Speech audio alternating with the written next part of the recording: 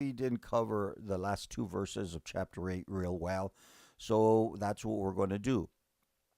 The children of those who had been carried away captive, who had come from the captivity, this is verse 35, offered burnt offerings to the Lord God of Israel, 12 bulls for all Israel, 96 rams, 75 lambs, 12 male goats as a sin offering. All this was a burnt offering to the Lord.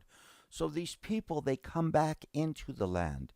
They come back into this place that they have probably dreamt about all their lives. Mama had been talking about it. Grandma had been talking about it, singing songs about Jerusalem. In fact, isn't there a psalm that talks about when we were on the banks? Let me see if I can find it for you. First thing that I want to do is I want to see if I can help you with this one here. Okay, so that's the program that I'm working at. But there was or is a psalm about Babylon, about being on the and the songs that they sang. So let me see if I can do a search just on Babylon off of my Bible program and go to Psalms and let's see if I can find it. Maybe it isn't a psalm. Okay. There it is. Psalm 137:1. Okay. Watch that. By the rivers of Babylon. Okay. There we sat down. Yea, we wept when we remembered Zion. We hung our harps until the willows in the midst of it. For there are those who carried us away captive and asked of us a song, and those who plundered us requested mirth, saying, sing us one of the songs of Zion. Okay, I'm going to close out on the search page, and I'm going to keep that Psalm 137 up there because there's something that I want to continue to show for the people that are looking at the video to be able to see how we're getting through the program at the same time. Okay, now, Psalm 137, what's it talking about? It says, by the rivers of Babylon, there we sat down, yea, we wept when we remembered Zion. This ties in perfectly with the situation that we find in the end of chapter 8 of the book of Ezra. Let me tell you why. Verse 35. Because these people, they're not just dreaming by the rivers of Babylon anymore. They're just not singing songs. Okay? Watch what it says. By the rivers of Babylon, there we sat down, we wept when we remembered Zion. We hung our harps upon the willows in the midst of it. For those who carried us away. See, the captives, those Babylonians who had taken them captive for those 70 years into Babylon, says, why didn't you sing us songs of your land? Why didn't you see, what are the songs, okay? For those who carried us away asked of us a song, and those who plundered us requested mirth. What is mirth?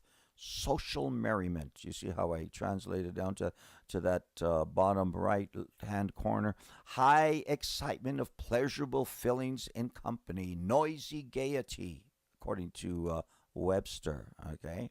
So what the captives, the people who brought him captive, Nebuchadnezzar and the Babylonians, they say, sing us a song, tell us about all the wonderful things. But there was such a sadness in their hearts. He says, we were by the rivers of Babylon. There we sat down. Yea, he says, we wept when we remembered Zion. What is Zion? Zion is the holy mount in Jerusalem where the temple was built. The altar was there. The wall was built around the city. In fact, it says in verse 2, it says, we hung our harps upon the willows in the midst of it. In other words, instead of playing our stringed instruments, what we did is we hung them on the branches of the trees because there was no desire for us of the sadness that was in our heart to sing songs of social merriment, songs of mirth. And now, hello. But now, where are we? We're in the eighth chapter. We're at the end of the eighth chapter.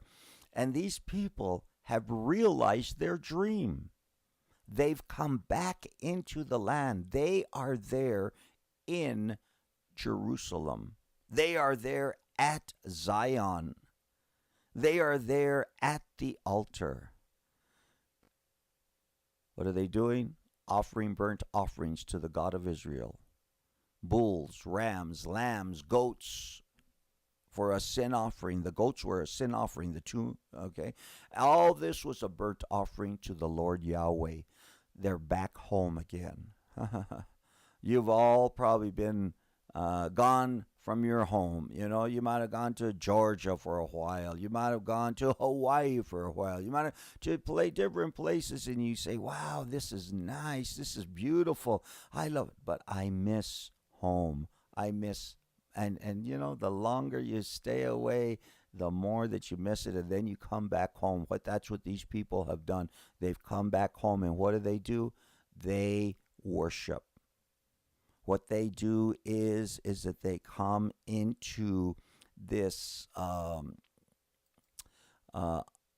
place of to where they can see it, not just dream about it, not just talk about it, not just sit around in the coffee shops of Babylon and say, man, I hear it sure is nice out there this time of the year. And my grandpa used to tell me that they would, you know, like right now it's time to clean ditch. You know, yeah, I remember my grandpa used to tell me that, boy, they'd go out this time of the year and they'd clean ditch and they'd sing songs and they'd get everything. You know, these are things that you just don't forget. Those are things that you just hang on to. And that's what now the dreams are realized. And that's what I want to leave you with. I want to leave you with, before we close this section over here, I want to leave you with that understanding of a dream that has been realized, a dream that has been accomplished. And now it's not a dream anymore. God's promises have become a reality, because the promise of God was that they would come back into the land. So it is 30 minutes after the hour, and we are going to do a weather report.